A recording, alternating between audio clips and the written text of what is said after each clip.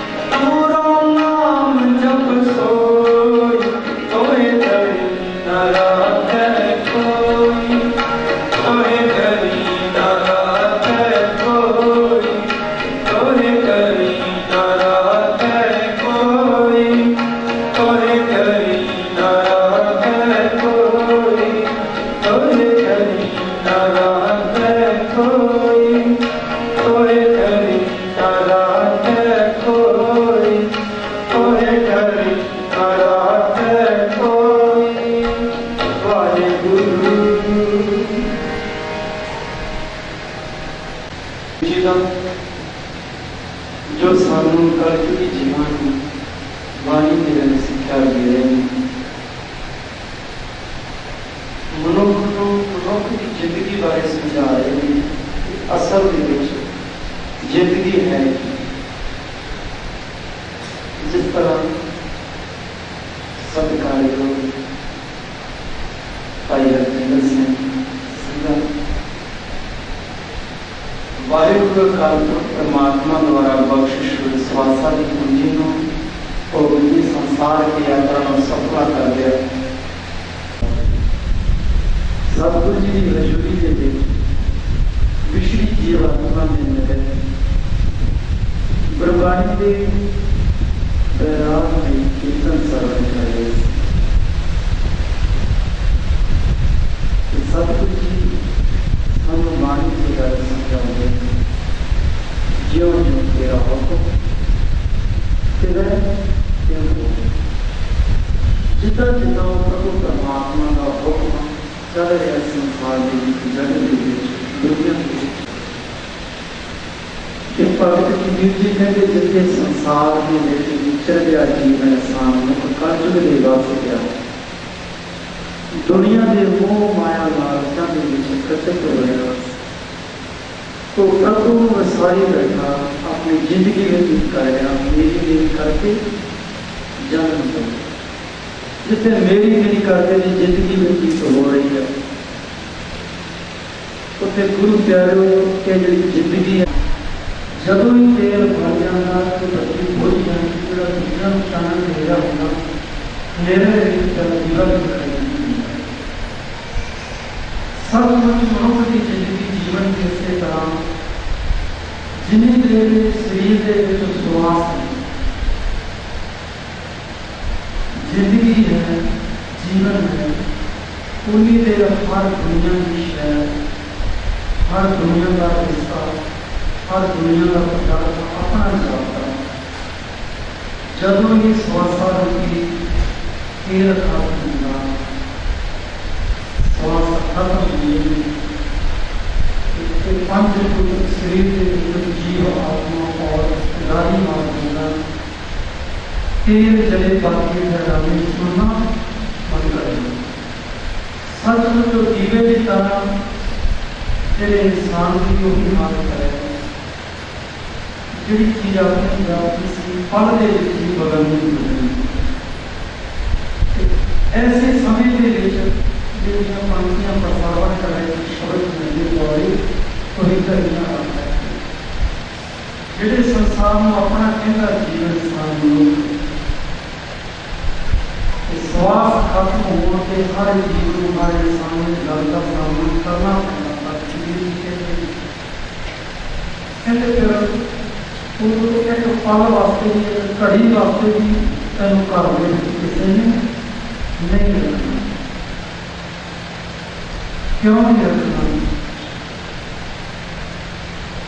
क्योंकि जिले जिले आसान है, पांच को इसके नदी है, तेरी जिले जीना कोई साथ नहीं रहेगा। सब कुछ ही कहते हैं ऐसे समय में सहायता कर सकता है वो केवल से केवल प्रभु परमात्मा का नाम है। ताई सतगुरु जी ने भगत कबीर जी ने सामने गल समझाई जो ये गल आई कि तेन घड़ी रखना है नाम ये गल कि तू राम नाम जप प्रभु परमात्मा का नाम जपना कर। क्यों? क्योंकि प्रभु परमात्मा का नाम ही एक ऐसा है जिसे जीव की कोई सहायता नहीं कर सकता। पानी सबको नेड़े इंसान के लोग अपने माता पिता रिश्तेदार सब कुछ कहते चाहे माँ पिता सब कुछ करना माता पिता मतलब पूछा कहते जब श्वास खत्म हो गई पानी रह गया कहते कोई माता नहीं, कोई पिता नहीं, कोई साथ नहीं, हर खर्च यही बात है सकती। कहते माता रोई खटिया भाई ने वो 5 को तस्वीरों लेके लक्ष्य शिकाय क्रिया जीवन साथी की दिया है वो भी रोग नहीं रह सकता। तो दुनिया में जाना केवल से केवल जीवन आत्मा नहीं है। जितने सतगुरु जी ने जीव आत्मा को जितने अनंत एक ओंकार सतगुरु प्रसाद अनंत भया निवाय सतगुरु में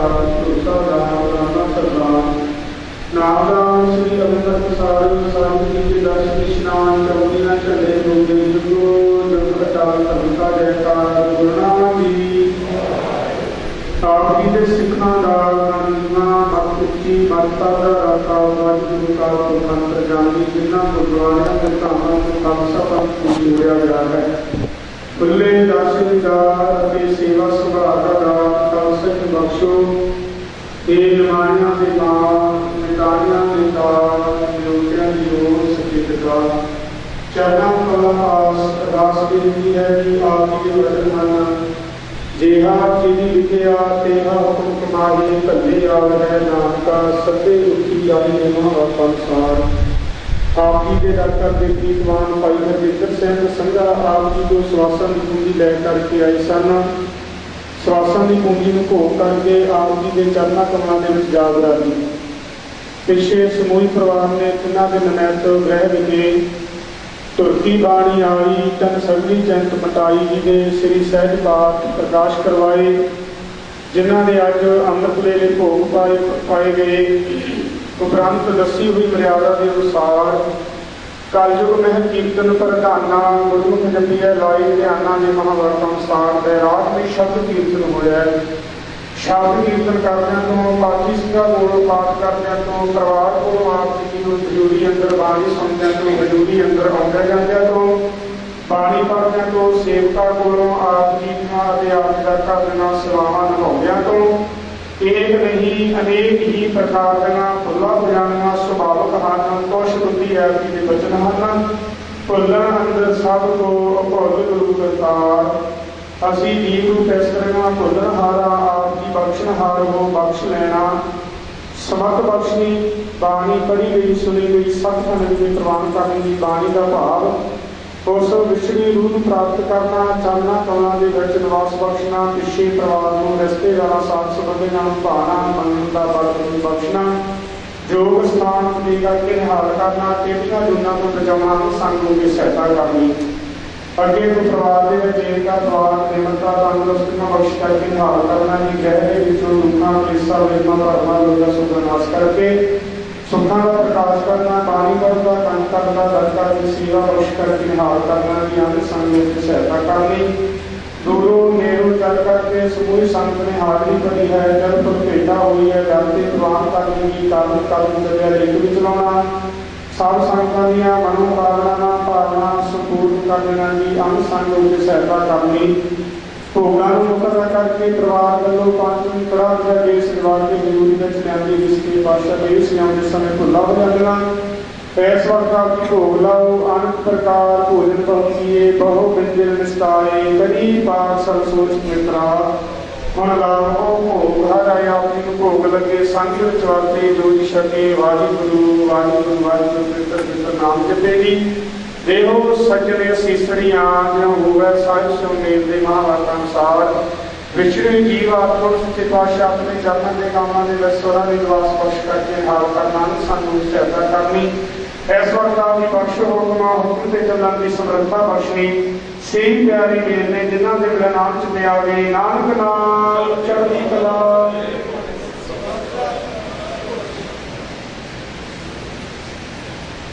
वाहिगुरू जी का खालसा दोहरा गया भई अकाल की सब सिखन को हुक्म है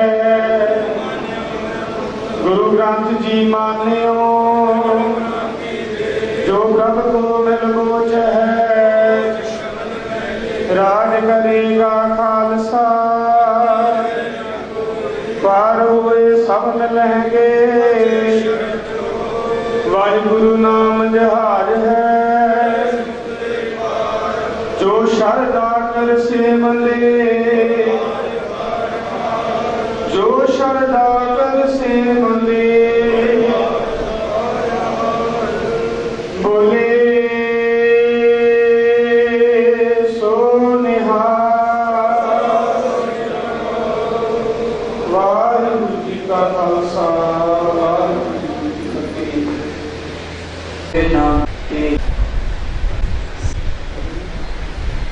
सतनाम वाहिगुरु साहिब जी।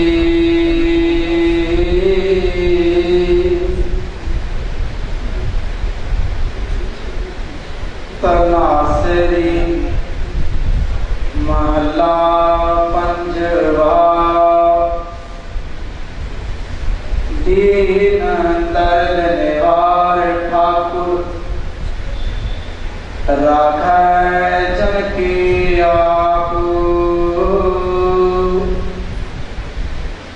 तरण तारण हर नित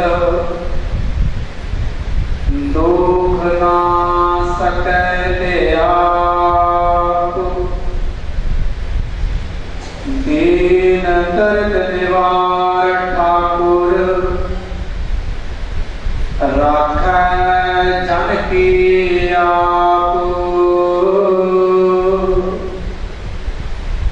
तारणा तारण हर नित दुख ना सकै व्याप साधु संग पजो पार आन संजम कृष्णा सूझ ते जतन काट कल काल रहा आग अंत दयाल पूरक तिस बिना नहीं कोई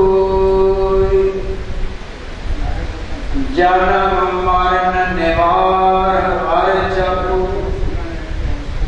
सिमर स्वामी सोई वेद सिमृत कथा शास्त्र भगत कहे विचार मुकत पाइय साध संगत दिन सजाए बंदार चरण कमल आधार जन का रास पूंजी देव तार मान दीवान साचा नानक के प्रभ टेक चरण कमल आधार जन का रास पूंजी एक तार मान दीवान साचा नानक के प्रभ टेक वाहिगुरु जी का खालसा वाहिगुरु जी की फतेह। नगर के रूप के रिश्तेदारी के तौर पर सारे गुरमुख प्यारे आए हैं।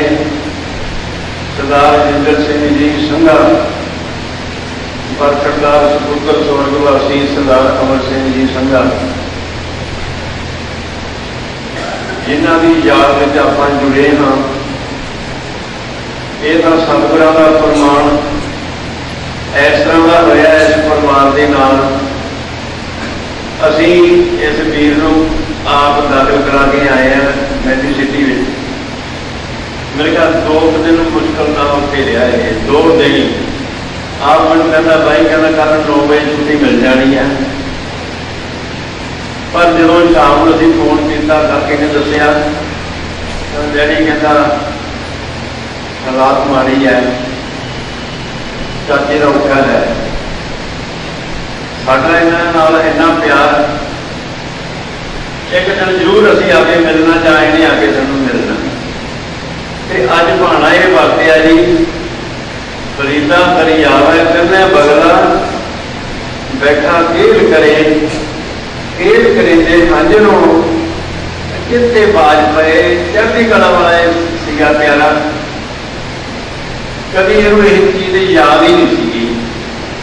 सदा आनंद लेंदा सी, कहता मैं होर महीने तक बाहर कनेडा चले जाना है।